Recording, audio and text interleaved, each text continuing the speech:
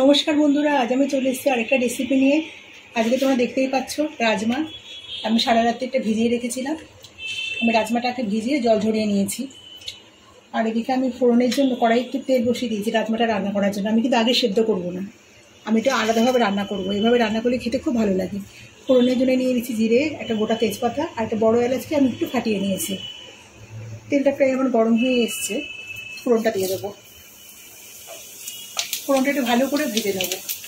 যখন মিষ্টি গন্ধ বেরোতে শুরু করবে, ফোড়নটা আমার ভাজা হয়ে গেছে। এখন আমি দুটো পেঁয়াজকে কেটে নিয়েছি, এখন ছোটো ছোটো করে পেঁয়াজটাকে দিয়ে দেবো। একবার এইভাবে রান্না করে দেখো। সেদ্ধ করে তো আমরা মটর, তারপরে রাজমা সব সেদ্ধ করে রান্না করি, কিন্তু এর স্বাদ হয় দ্বিগুণ এভাবে করলে।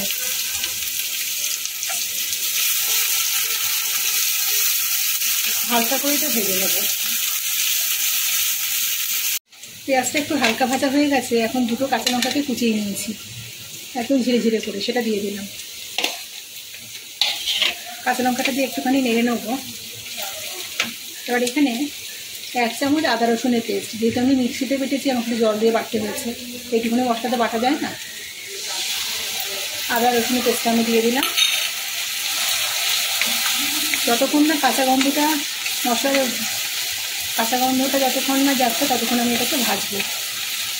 আর এর মধ্যে দিয়ে দেবো একটুখানি হলুদ গুঁড়ো।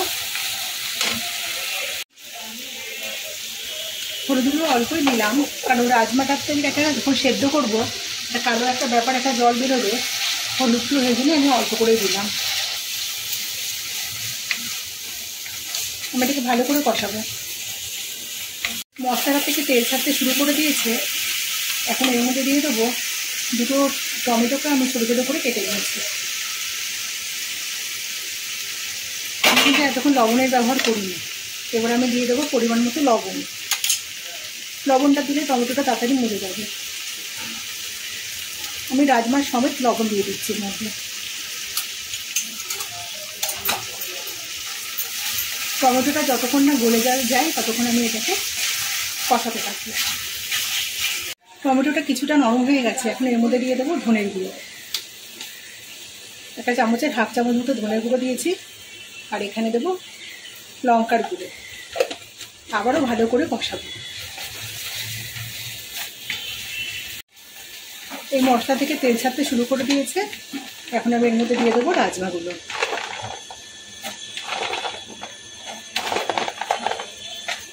আরও মিনিট 5 সময় ধরে আমি রাজমাটা দিয়ে কষাতে থাকবো। রাজমাটার সাথে ভালো করে কষাবো এটাকে। 5 মিনিট সময় ধরে এটাকে ভালো করে কষিয়ে নিয়েছি। এবার এটা কুকারের মধ্যে দিয়ে দেবো।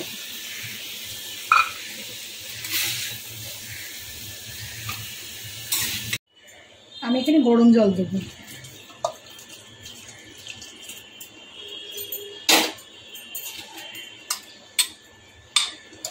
চারটে সিটি দিয়ে নেব। শাহি গরম মশলা আমি দিচ্ছি, এখানে শাহি গরম মশলা ব্যবহার করছি। সিটি দিয়ে নিয়ে আমি কড়াইতে আবার ঢেলে নিয়েছি।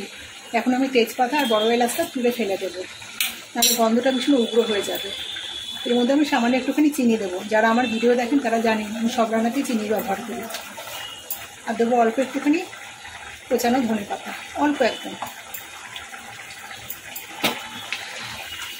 এটাকে আরও মিনিট 5 সময় ধরে আমি জাল করব। এটা যত বেশি ফুটবে তত কিন্তু ভালো হবে, একটু ভারী হয়ে আসবে, খুব টেস্টি হবে। তখন আমি আরও কিছু জিনিস উপকরণ এর মধ্যে দেব।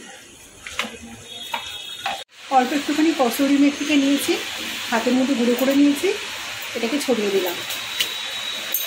আমার কিন্তু রাজমা একেবারে রেডি। আর আমি এখন গ্যাসটাকে বন্ধ করে দেবো। তো আমি এর মধ্যে দিয়ে দেবো অল্প একটুখানি ঘিয়ের বদলে বাটার দিলেও হবে। আমি ভালো করে নাড়িয়ে নিলাম। এবার আমি এটাকে ঢেকে দেবো। রাজমা কিন্তু আমার রেডি। রেসিপিটা কেমন লাগলো অবশ্যই কমেন্টে জানাবেন। আর রেসিপিটা ভালো লেগে থাকলে একটা লাইক দেবেন। আর যে সমস্ত নতুন বন্ধুরা চ্যানেলটাকে এখনো সাবস্ক্রাইব করেনি তারা অবশ্যই চ্যানেলটাকে সাবস্ক্রাইব করবেন।